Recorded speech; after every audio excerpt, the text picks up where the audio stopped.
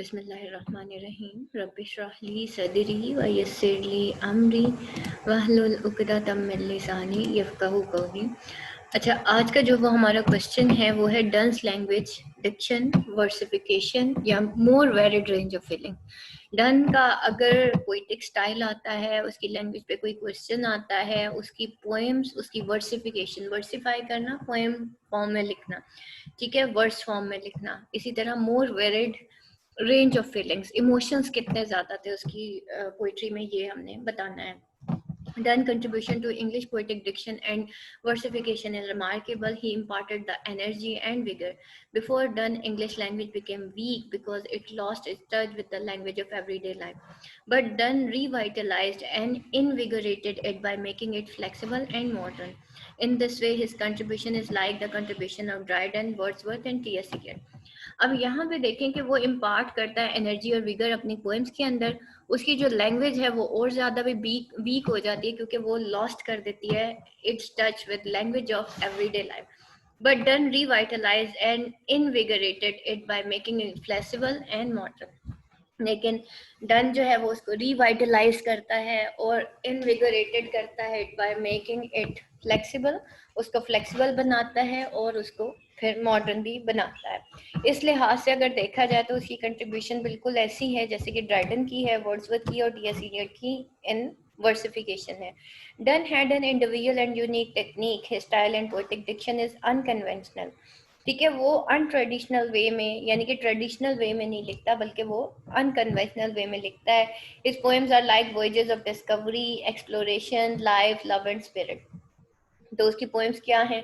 वो voyages of discovery हैं, exploration है, लाइफ और लव है, लव और स्पिरिट्स हैं। और the basis of Donne's poetry is neither music nor imagery but thought and idea. To him subject matter was more important than words. He laid principal stress on the management of thought and secondly on the ornament of the style. वो जो है principal stress किसके ऊपर करता है? वो management of thought और secondly ornamentation of style के ऊपर वो ज़्यादा बेस करता है। However, he never neglected both style and music. S.T. Coleridge say to read Dryden and Pope you need only to count syllables. ठीक है, वो कहता है कि ड्राइडन और पोप को रीड करने के लिए आपको जस्ट उसके सिलेबल्स जो हैं उनको काउंट करना पड़ते हैं।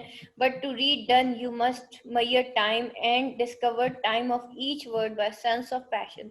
लेकिन डन को अगर आपने रीड करना है तो आप Donne you must measure time, तो फिर आपको टाइम मेजर करना पड़ेगा बल्कि डिस्कवर करना पड़ेगा time of each word by sense of passion. Passion अगर आपके अंदर है तो आप डन की पोइट्री को समझ सकते हैं पैशंस और इमोशंस के through. Donne rejected all the conventional and traditional poetic devices. He used vocabulary and imagery, which was uncommon in his time. He expressed complex emotions by means of simple and colloquial diction and phraseology. Thus, he revolted against the Petrarchan, Spenserian, and pastoral poetry. So, जैसे वो revolt करता है against the Petrarchan, Spencerian और pastoral poetry. Pastoral ये जो बागों बहारों के बारे में जो पोइट्री, यानी कि चरागाहों के, खेतों के बारे में, खलिहानों के बारे में जो पोइट्री लिखी जाती है। Due to invigorating influence of this poetic diction, उसकी जो लैंग्वेज है brought new lustre to English literature, तो वो नया दौर लेके आती है, नया लस्टर लेके आती है इंग्लिश लिटरेचर में। Dryden appreciate Donne's fusing and combining complexity of substance with simplicity of expression। और ड्राइडन जो है वो अप्रिशिएट करता है डन की फ्यूजिंग और कंबाइनिंग। वो जो फ्यूज और कंबाइन करता है कम्प्लेक्सिटी ऑफ सब्सटेंस को with simplicity of expression. Simplicity of यानी कि simple way, simplicity of expression के थ्रू जिस तरीके से वो कम्प्लेक्सिटी ऑफ सब्सटेंस को मिक्सअप करता है, ड्राइडन इस चीज को अप्रिशिएट करता है। And Grierson wrote Donne is perhaps our first great master of poetic rhetoric. वो कहता है कि हमारा पहला ग्रेट मास्टर था ऑफ पोएटिक रिटोरिक। और other important features of his poetry is bold, original and startling use of figure और speed. Donne relies on his scholasticism for new and far fetched. वो ज्यादातर अपनी जो है स्कॉलिस्टिसिज्म के ऊपर डिपेंड करता है for new and far fetch comparisons. और किसके लिए? ताकि वो न्यू और फार फेच कंपेरिजन कर सके, yet they are real, credible and meaningful. चाहे वो फार फेच कंपेरिजन जो मेटाफिजिकल इमेजेस हैं या कंसीट्स हैं, वो चाहे रियल हैं, क्रेडिबल हैं या मीनिंगफुल हैं, वो रियल होते हैं, क्रेडिबल होते हैं और मीनिंगफुल होते हैं। डन ऑल्सो यूजेस कंसीट्स, इस सिलसिले में वो यूज करता है कंसीट को। The nature of Donne conceit is very interesting. Mostly Donne conceit are metaphysical. उसके जो फार फेच इमेजेस थे वो मेटाफिजिकल हुआ करते थे, because contracted from extended word of knowledge, क्योंकि वो एक्सटेंडेड वर्ड ऑफ नॉलेज से जो है कॉन्ट्रैक्ट किए जाते थे। Since astrology, astronomy, philosophy, fine arts. They are scholarly, learned, and obscure. Moreover, they are elaborate. In a valediction forbidding morning, the two lovers have been compared to a pair of compasses. जो to lovers हैं उनको compare किया जाता है a pair of compasses के साथ, where one leg remains fixed at the center, जहाँ पे एक लेग जो है वो सेंटर से फिक्स रहती है और दूसरी रोटेट करती है। It is an elaborate and extended conceit, ये भी एक एलाबोरेटेड और एक्सटेंडेड कंसीट है। He says if they be two they are two so, वो कहता है चाहे ये दो हैं लेकिन ये दो ही होंगे, यानी कि डायरेक्शन पेशेंट टू हैं तो वो टू ही रहेंगी।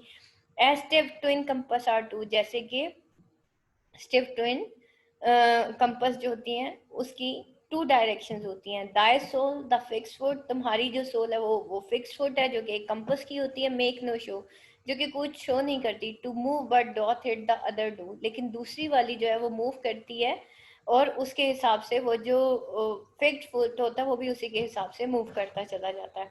The separation of his lover and beloved has been discussed in, देखें इसमें बेसिकली क्या है कि वो किस तरह का इमेज शो करना चाह रहा है। ये देखें फॉर एग्जाम्पल ये एक कंपस है, ठीक है। वो कहता है कि ये जो कंपस होती है उसकी जो नीडल होती है वो दरमियान से फिक्स्ड होती है, ठीक है, दरमियान से वो फिक्स्ड होती है और बाकी वो मूव करती है,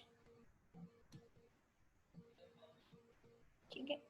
तो वो कहता है कि तुम जो हो अपनी बिलव्ड को, कहता है तुम ये सेंटर हो, ठीक है, जो कि इस नीडल के हिसाब से मूव करता है। एक फुट उसका फिक्स्ड होता है और एक फुट उसका मूव करता है, ठीक है। नीडल मूव करती है और जो उसका फुट होता है वो फिक्स्ड होता है। वो कहता है तुम जो हो तुम वो फिक्स्ड फुट हो और जो मूव करती है इसके हिसाब से, ठीक है। तो वो ये चीज़ यहाँ पे बताता है। फिर वो कहता है कि the separation of his lover and beloved has been discussed in valediction forbidding morning like the expansion of the gold। इसी तरीके से अब वो इस सेपरेशन को किस तरीके से कंपेयर करता है, वो कहता है कि ये बिल्कुल उसी तरीके से है जैसे फॉरबिडिंग मॉर्निंग में है एक्सपेंशन ऑफ गोल्ड। वो ये कहता है our two souls therefore which are one, कि हमारी टू सोल्स जो कि एक्चुअली वन है, though I must go and you are not yet, though I must गो मुझे जाना चाहिए, ये मेरे लिए काबिल बर्दाश्त नहीं है। अब ब्रीच ये वो फासला है बट जो कि काबिल बर्दाश्त नहीं है। बट एन एक्सपेंशन, बल्कि ये एक एक्सपेंशन है उस गोल्ड की तरह, like gold to airy thinness beat, जिसको बीट करके थिन तो कर दिया जाता है लेकिन वो गोल्ड टूटता नहीं है, यानी कि उसको शेप तो दिया जाता है लेकिन वो टूटता नहीं है। For done the flea who had sucked their blood, flea basically ये जो जिसे कहते हैं खटमल जो होता है जो कि ब्लड सक करता है इस blessed one because it has united the lover, क्योंकि इसने लवर्स को यूनाइट कर दिया। The flea is you and I and this our marriage bed and marriage temple. और वो कहता है कि वो जो है फ्ली, वो कीड़ा जो कि सक करता है ब्लड को, वो ब्लेस्ड वन है, क्योंकि फ्ली इज यू, फ्ली तुम हो, and I and this our marriage bed and marriage temple है, और यही हमारा मैरिज बेड है और यही हमारे लिए टेम्पल है। Then combines two figure of speech in the sun rising. Here is apostrophe coupled with personification. यहाँ पे वो apostrophe को personification के साथ couple करता है। apostrophe और किसको, apostrophes क्या क्या होते हैं, जो है full stop हो गया, question mark हो गया, ठीक है। तो यहाँ पे वो personification के साथ comma हो गया, तो ये सारे क्या हैं, ये apostrophe, inverted commas ये apostrophes हैं, ठीक है। तो ये भी अपोस्ट्रॉफ है। तो वो कहते हैं कि ये अपोस्ट्रॉफ जो है वो पर्सोनिफिकेशन के साथ उसको कपल करता है। वो कहता है बिजी ओल्ड फूल अनरूली सन, वो सन को बिजी ओल्ड फूल कहता है और उसको कहता है तुम्हें रूल्स का पता नहीं है सन को, why does through Windows and through curtains call on us, कि मतलब तुम ये सुबह सुबह क्यों हमारी विंडोज पे हमारे कर्टन्स पे तुम आ जाते हो। Here is a hyperbole. Hyperbole exaggeration को कहते हैं in song to describe the speed of lovers journey.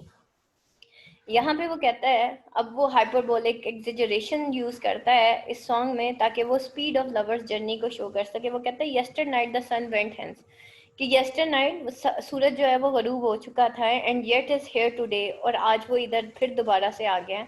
But believe that I shall make speedier journeys, लेकिन वो कहता है कि तुम मेरा यकीन करो जितना सूरज एक दिन में वापस आता है मैं उससे भी पहले तुम्हारे पास वापस आ जाऊंगा। Since I take more wings and spurs than he, क्योंकि मेरे ज्यादा wings and spurs than the sun. Then also makes use of irony in his poetry. अब वो आयरनी भी जो है अपनी पोइट्री में बयान करता है। He is fond of irony.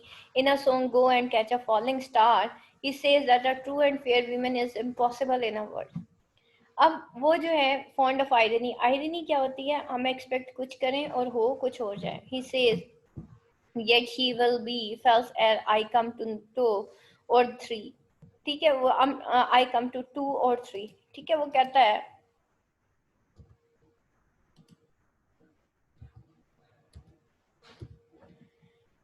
वो कहता है yet she will be false, हो सकता है कि वो false हो, ere I come to two or three। और वो कहता है कि एक भी गलत हो सकती है, दो भी और थ्री भी, यानी कि मैं चाहे एक से मिलूं, दो से मिलूं या तीन से मिलूं, विमेन जो है, फेयर विमेन जो है वो impossible in this world. He also says in an other line in a song when thou sighed not wind, और फिर वो कहता है तुम्हारी साइड जो कि दाउ साइड नॉट वाइंड, तुम्हारी साइड या झलक नहीं देती, but sighed my soul away, लेकिन वो मेरी सोल को दूर फेंक देती है। When thou weepest unkindly kind, जब तुम रोती हो अनकाइंडली काइंड, तो वो अनकाइंडली काइंड हो जाता है। My love guide dot decay, तो मेरा जो लव ब्लड है वो खत्म हो जाता है। वो कहता है कि देखो कि व्हेन दाउ साइस्ट, कि मतलब जब तुम्हारी आहें भरती हैं, दाउ साइस्ट नॉट वाइंड, तो तुम्हारी साइस्ट इतनी मतलब असर करती हैं जितना कि वाइंड भी असर नहीं कर सकती, यानी कि हवा की तेजी भी इतना असर नहीं करती जितना कि तुम्हारी आहें असर करती है। But sigh my soul away, यानी कि मेरी सोल को कहीं दूर फेंक देती है, वाइंड इतनी दूर मुझे नहीं फेंकती जितनी कि तुम्हारी साइज। और इसी तरह के व्हेन दाउ वीपस, जब तुम रोती हो अनकाइंडली काइंड, तो वो किसी ना किसी तरह अनकाइंडली काइंड ही होता है, तो मेरा जो लाइफ ब्लड है वो खत्म हो जाता है। He also uses paradoxes in his poetry. Paradoxes opposite, ठीक है, कंपैरिजन करना दो ऑपोजिट चीजों को। In a sonnet death be not proud, he says, and death shall be no more, that you shall die। अब डेथ ऑलरेडी मतलब death को ही कहते हैं। वो कहता है फिर क्या है कि death shall not be more, अभी वो इमोर्टल लव के बारे में यहाँ पे बात कर रहा है कि death shall be no more, death भी नहीं रहेगी, डेथ शैल डाई, डेथ इस इमोर्टल वर्ड की सॉरी इमोर्टल लव की वजह से मर जाएगी। Donne is also quite dramatic in Cashew opening lines. He almost catches the reader by his arms and gives him a jolt. This dramatic rhythm gives the illusion of talk in the state of excitement. Donne is original in his innovation of poetic rhythm.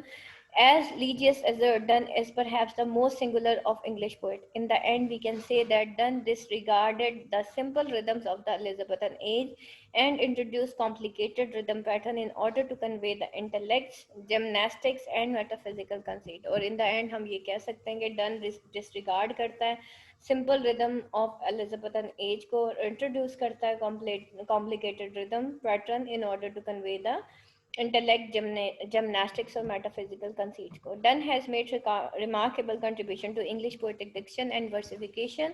The basis of Donne's poetry is neither music nor imagery, but thought and idea. Donne rejected all conventional traditional poetic devices. First grade master of poetic rhetoric, bold, original and startling use of figure of speech, use of conceit करता है, use of irony, use of diction in a peculiar manner, और फिर and page का his style is his intellectual। फिर उसके बाद ये master question है जॉन डन का, यानी कि ये हर क्वेश्चन के आंसर में आ सकता है। इसको ये आपका होमवर्क है, ये आपने करना है। और उसके बाद जो है यहाँ पे देखें कुछ कोट्स हैं, जॉन डन कोट्स, ठीक है, ये आपने बेटा इनको ऐड करना है, ठीक है। और ये नीचे आपके सारी ये जो समरीज हैं, क्रिटिकल एनालिसिस हैं, इसके तमाम पोएम्स के, ये सब नीचे गिवन हैं। इन सारी पोएम्स के मैंने आपको लेक्चर्स ऑलरेडी अपलोड कर दिए थे, आप इसको देख लीजिएगा, ठीक है। ये आपका आज का लेक्चर कंप्लीट हो गया। अस्सलाम वालेकुम वरहमतुल्लाहि वबरकातुहू।